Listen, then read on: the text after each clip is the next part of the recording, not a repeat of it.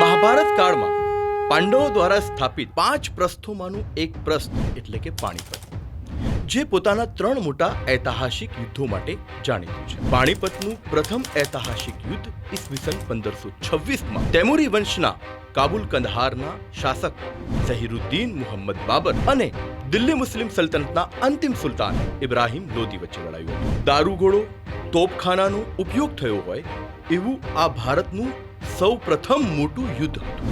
લગભગ 12,000નું સૈન્ય ધરાવતા અને 15 થી 20 તોપ ધરાવતા બાબરના આ નાનકડા સૈન્યએ 50,000 થી 1 લાખ, જેમાં 1,000 હાથીઓ હતા, એવા વિશાળકાય ઇબ્રાહિમ લોદીના સૈન્યને હરાવી દીધું.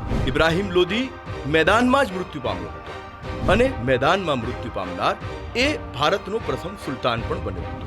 બાબર વિજયી થયો, મુગલ સત્તાનો પાયો નખાયો, પરંતુ મુગલોને હજુ ભારતમાંથી એક મોટા પડકારનો સામનો કરવાનો બાકી હતો અને એ પડકાર એટલે કે મેવાડના મહારાણા સાંગા સાથેનું ખાનવાનું યુદ્ધ. ખાનવાના યુદ્ધ માટે ઇન્સ્ટાગ્રામ ચેનલને ફોલો કરો અને યુટ્યુબ ચેનલને સબસ્ક્રાઇબ કરો અને જોતા રહો મારા વિડીયો.